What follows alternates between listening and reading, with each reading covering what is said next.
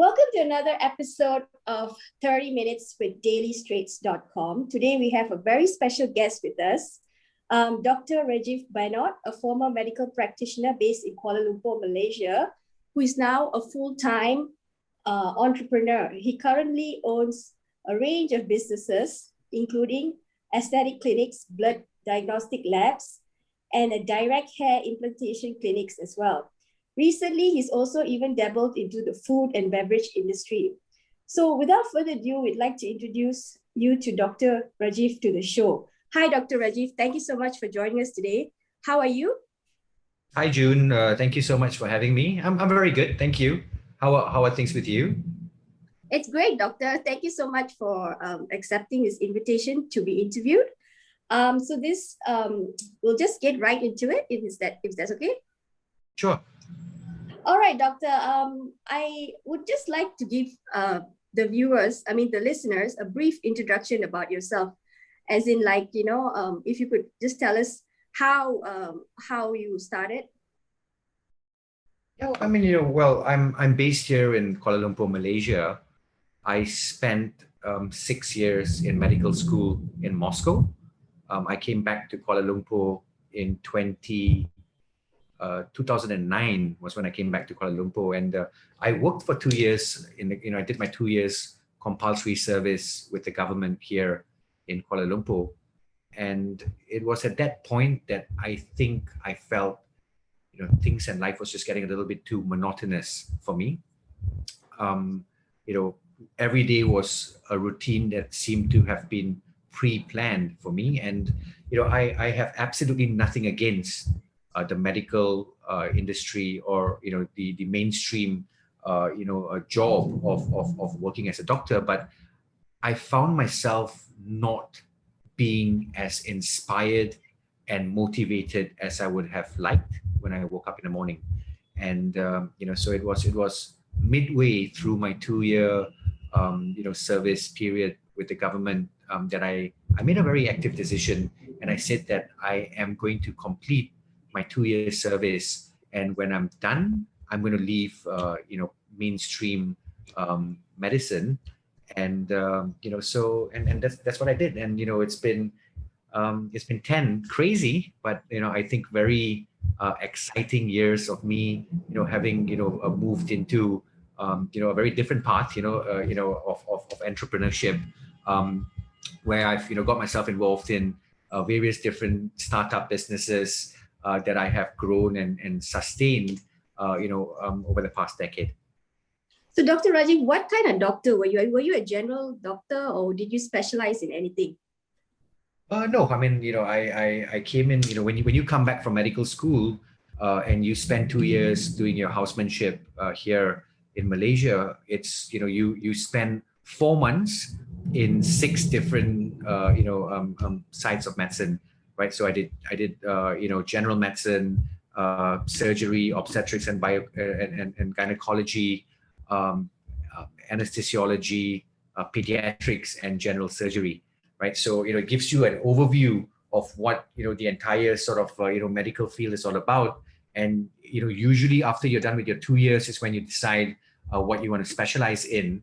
But I know, like I said, I made a decision very early on that I was not going to pursue my medical career any further than the 2 years that I did, which is why then I left the day, in fact, I completed my housemanship here. So how did you break the news to your parents? Because I'm sure they would have invested a lot for your studies, right? To go to Moscow, because it's not a cheap degree. I mean, I think my parents have been my role models all my life, and my dad is a medical doctor, and he has spent all his life, all his working life, working very hard at the clinic. He's in his 70s now, and he still goes to work from morning to evening on a daily basis. But unfortunately, it was not a career path that I wanted to sort of replicate or sort of take on. And how I broke it to my parents was the day I finished my last day of my housemanship was the day I tendered my resignation at the hospital. I drove back, and it was over dinner with my mom and dad that I informed them that besides complimenting my mom's amazing food that she cooks, I informed them that by the way, I've tendered my resignation, and I'm done with mainstream medicine. But there were two things that I asked of my parents, at that point, and I was very clear with them, and I said to them, I said, number one, I gave them assurance. I said, I am not going to be a financial liability or a financial burden to them. Mm-hmm. I think my parents have done enough. My two siblings and myself were given the best education, fully paid for by my parents, and so you can be very idealistic. You can live a world of idealism on not wanting to work and not wanting to do this and wanting to move down the path of entrepreneurship, and then at the same time work on financially being you expect to be financially looked after, right? So I made it very clear for my parents that I was not going to be a financial burden to them. I will find a way to independently look after myself, in this new found sort of path that I was going to take. But the only request I made from them was I just wanted support. I didn't want staying at home with them to be stressful. I didn't want them to be disappointed or just create unnecessary stress that I think would have been a distraction for me more than anything else. And it was amazing. It was a great conversation. And it was one that I think they gave me the benefit of doubt and said, you seem to think you know what you're doing, and so yeah, it was a very pleasant conversation. Looking back at it now. Oh, great! So that turned out good for you, because I would have thought there would be a drama, but it turned out well. It seems. So, doctor, from there, how did you ease into entrepreneurship? Did you already have the idea to start the H2? The global water company before you left the practice, or you left and then you started searching for the one true thing that you wanted to do with your life? How did it work for you?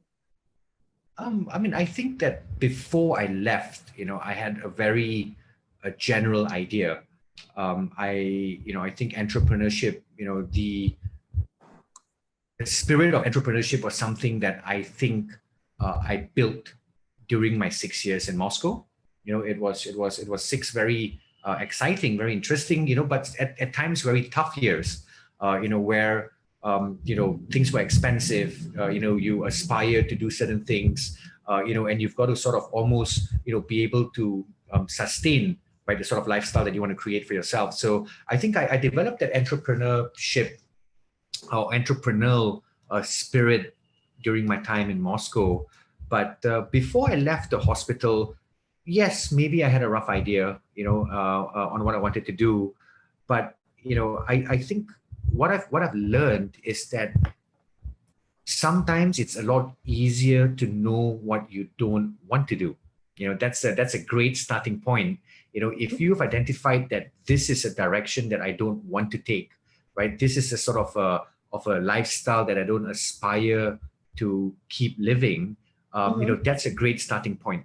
And it's very difficult to come up with the best business plan or to work on exactly what you want before leaving what you don't want to do, right? So I took the approach of saying that if this is not something that I'm inspired to do, if this is not giving me the happiness that I aspire to have, if this is not, if I don't wake up in the morning feeling motivated, then this is something I don't want to do any further or any longer.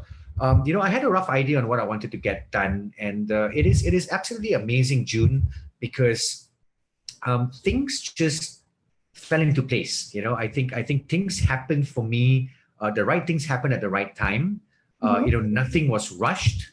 And one thing led to another. And I look back now, and it's been over 10 years, of me, down this path. But it's been exciting. It's been a very, at times a very steep learning curve. But at the same time, I think the learning process, has not stopped. Great. So can you tell us, Doctor, how many businesses do you have exactly right now under your belt? I mean, it started off with, a visit to a military exhibition that was here in Kuala Lumpur, Malaysia. And, that visit led to the formation of H2Go, which is a water tech company that, has been supplying clean drinking water to rural communities in different parts of the world. We've done work in Southeast Asia. We've done work in, we have got ongoing work in Colombia at the moment. We're doing work in West Africa, via our office in Accra, Ghana. We're doing work in South America. We're doing work in Bangladesh. We've done work in India. So it's been a very it's been a very satisfying journey, but it's also been very heartbreaking, because through this journey, via H2Go, I've come across rural communities all over the world. And if you look at the statistics and you understand that, we're living in a world where over a sixth of the world's population, over 1 billion people today don't have any access to clean drinking water. Every single day for the past, for decades, 10,000 innocent lives are lost solely because these individuals do not have any access to clean water. 3.5 million people die every single year, from the water crisis. And, for us to have built a water tech company using a technology that can provide clean drinking water without the use of any electricity, without the use of any chemical additives, at a very, very low cost, it's been a very, it's been an exciting journey, but it's been one where, myself and the entire team at H2Go, I think are very sort of, motivated to keep building on the momentum that we've generated. So H2Go, I think was my first baby, so to speak. I co-founded a healthcare platform that's based out of Kuala Lumpur, Malaysia. It has allowed me to, somewhat keep my medical roots, intact. We are a chain of medical and dental aesthetic clinics that, operate under the Phi Clinic brand. We, have built our and rolled out a whole series of blood diagnostic labs. As you mentioned earlier, we've got hair transplant clinics as well under the group. So that's been something that also has been growing. It's been exciting. I actually am working closely with two of my medical directors who were my classmates during my time, when I was in Moscow. So that's been it's been interesting how you meet people in one phase of your life and then they sort of come back at another phase and play an active role, right? I've got a agro-tech company that essentially focuses on composting, right? So we're working on composting. We're working on some of the more leveraging on some of the more upcoming technologies when it comes to plantations. And 2 weeks ago, don't ask me why, I opened and I set up my first restaurant over here in Kuala Lumpur, right? That is called Jama, which is derived from the Malay word, which means to serve, to entertain. And F&B is not easy, but like I said, I think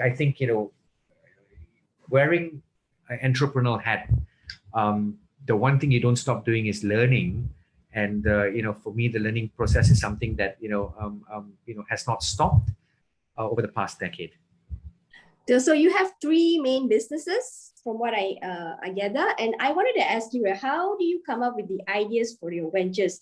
Are you the sort of businessman who does business plans, due diligence before you start, or you just the sort of entrepreneur who dives in, and then it plans later? And also, what would be your advice on how to do the right thing? I think that first and foremost, I think in any business, you're either looking to provide a product to market, you're looking to provide, service, some sort of service to market. So I think understanding your product is something that you need to do, before trying to take it to market, right? At the same time, trying to understand your consumer, right? Trying to understand the market you're trying to penetrate is equally important. I personally don't think that the perfect business plan exists. So with me, it's always been, trying to put together, either a problem and a solution, right, in a manner that is, seamless, right? At the same time, trying to, sell a product, or bring a product to a market space that desires the product you're trying to bring. And when you have that as your basis, I very quickly try to look at building the right team around the business. I totally believe that as a business leader, you build people and people build the business. It is very difficult if you want to micromanage everything on your own. It's never going to work. So you get started, and essentially you pick up. You come up. I like to build a team that has is able to think for themselves. I think critical thinking is a very important trait to have, and you learn as you move along, so to speak. And the element of always wanting to improve has got to be there. Being able to learn. When we make mistakes, we say it's okay. Let's learn from our mistakes. What value can be brought to the table from the mistakes that we've made. And I've made many mistakes, in over the past 10 years. But I think what has been important is that the mistakes made, I've learned from the mistakes. I've understood why, these mistakes were made, and you just keep moving. You keep moving on. And when you get yourself involved, like in my case, I only get myself involved in things that I enjoy doing. Then you wake up in the morning, and it sounds very cliche, but you can work 7 days a week without feeling like you're going to work at all, right? So then you end up putting in longer hours. I love the various different teams that I work with. I try to spend as much time as I can every week, with my teams. And I think one of the things that one of the positives that has come out of this very difficult year when borders are all shut is that I've been stuck here in Malaysia for over a year, but I've utilized my time. I've utilized my time to get to know my team or different teams a lot better. I've spent a lot of time trying to improve some of the processes that we have had in place, so that we can start or continue growing in a more sustainable approach. All right. So what about dividing your time and attention for all the three businesses? Because they're all concurrent, right? And do you how do you give each and every one of them the right attention? Or I think it's I've got myself involved in yes, businesses is one side of things, but I've got myself involved in a lot of non-profit work that I do over here in Malaysia. But at the end of the day, 24 hours is never going to be enough. But I always believe that you need to work smart. So when you work smart, you don't need to put as much time, or you don't have to invest as much time to get the sort of desired outcome and result. But at the same time, like I said, I'm an early riser. I'm up early on a daily basis. I need my 6 hours of sleep and nothing more, right, and nothing less. But so yeah, you just create a routine that I think is balanced as well. I do make it an effort or an active point to get myself, my cardio workout done, early in the morning, 3 or 4 times a week. And yeah, I mean, so when you have your day sort of planned out, then you're able to sort of touch base with everything and everyone that you have. People say that I don't have time for A, or I don't have time for this, or I don't have time to do that. I think it just means that you're not managing your time, well enough. So, doctor, you sleep 6 hours a day, not 8. I thought the recommended one was 8 hours. But you're a medical doctor, you should know. Yeah, I think anything less than 6 hours, and I don't function as effectively, and you can feel it. But generally, yeah, I mean, I think for me personally, I think 6 hours of sleep is sufficient. And I'm up. I don't use my alarm in the morning. I think I have an inbuilt alarm within me, and so at the 6 hour mark, I'm up and ready to go. That's great. I wanted to ask you your advice. I don't know if you did this when you were in the 2 years as while you were working with the hospital, with the government. Did you ever try to moonlight and do business to just give it to have a taste of what was to come, or you just decided to leave the practice and then go into it cold? The reason why I'm asking you this, if you did do the earlier example, I just wanted to ask you if that is a recommended route for anyone who want to leave their cushy job and go into entrepreneurship. I think it's, in my case, no, I dived straight in the day I got done at the hospital, and I gave it 100%. I find it very difficult to get myself involved in anything if I'm not able to commit 100% to it, but it's always going to be the dilemma. I think people are always going to find it difficult, because when you have a salary job, yeah, you have got the security of knowing that you're going to be paid your salary at the end of the day, and a lot of people tend to fall into that comfort zone, right? That zone where, you are getting your salary on a monthly basis. You've got, financial commitments that then start coming in on a monthly basis as well. You buy yourself, your first place, right? You get yourself a bank loan, and you've got your installments that you have to pay. You've got your car installments that add on to your housing installments. You've got your, grocery bills that need to be looked after, your telephone and utility bills. So I think a lot of people get stuck into that, sort of a state where, they would find it very difficult to leave a salary job that is paying the bills and dive into the unknown. In my case, I made a very early decision that I was going to do that. And, there's no guarantee that, things were going to work out. But, I suppose that, the right things happened at the right time. We were, I was having this discussion with a group of friends of mine the other day, on, how much of, luck is involved, because you can have the best business plan, you can, have the best idea to execute certain things. And I don't know, I believe that there's also an element of luck that sometimes, plays a very important role. When you want to work on, especially moving down into starting your own business.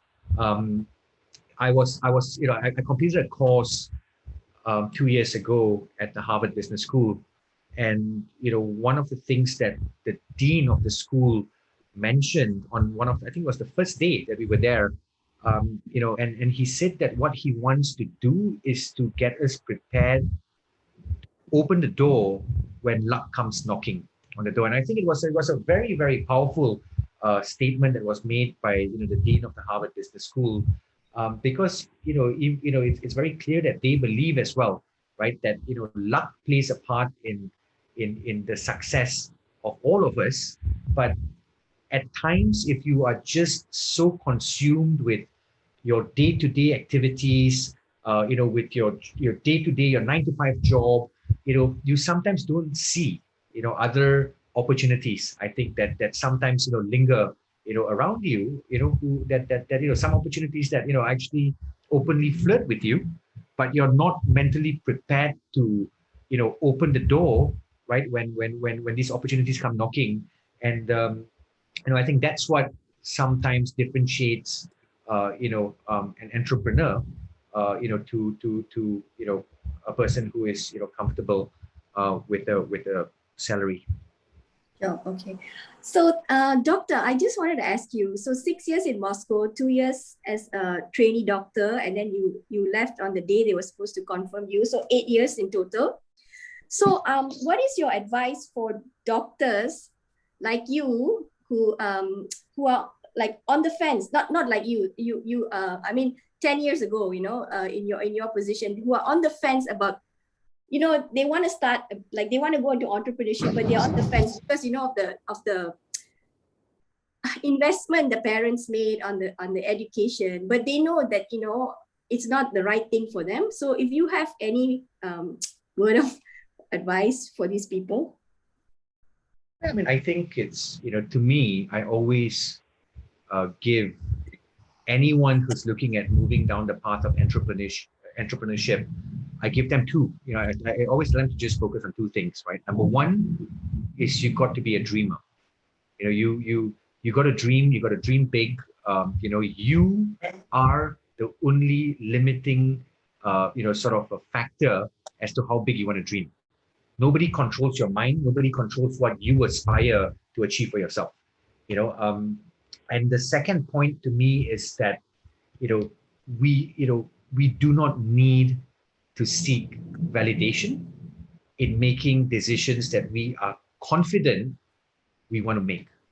And I think, especially June in this part of the world, every time, an individual wants to make a career defining decision, every time a person wants to make a decision that might, make them, seem a little bit out of the norm, what they do is that they share their vision with their friends.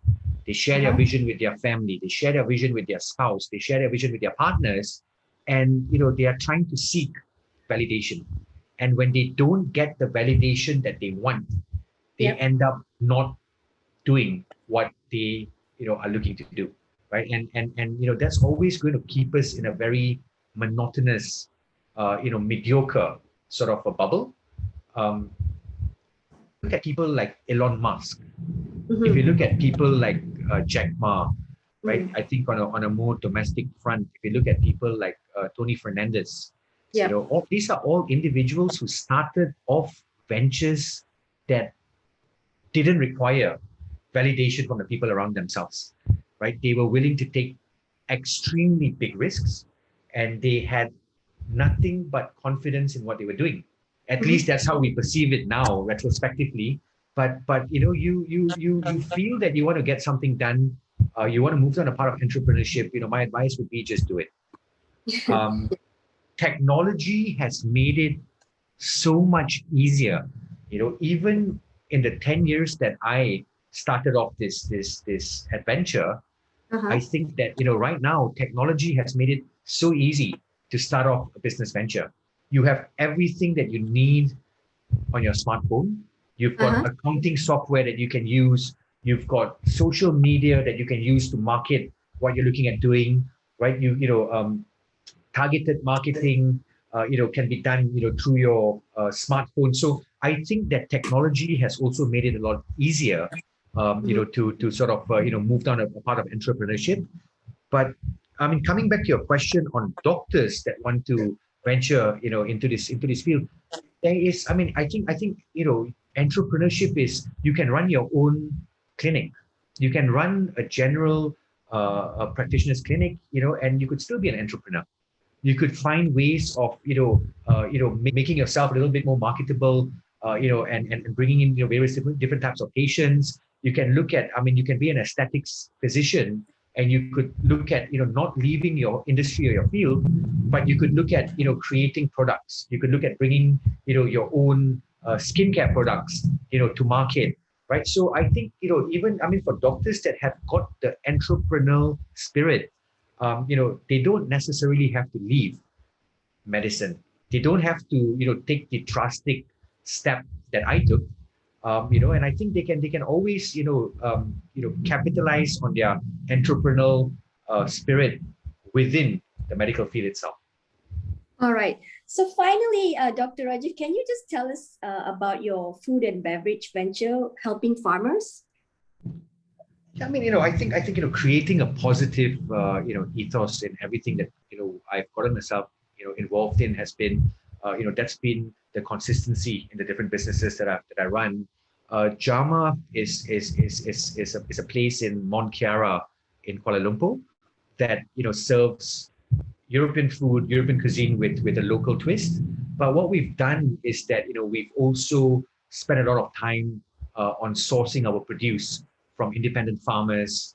We work with, our meats are all, being sourced from ethical farmers. Our coffee beans that we use for our coffee, is also being sourced by, coffee plantations that all, have been, using ethical practices. So I mean, in any industry that you're involved in, having the ability to want to, help communities, or, bringing in, some sort of, culture that I think looks at also, creating value, right, to the supply chain that is needed to run the business, I think is something that we've done with Jama. Alrighty. So thank you so much, Dr. Rajiv, for your time today.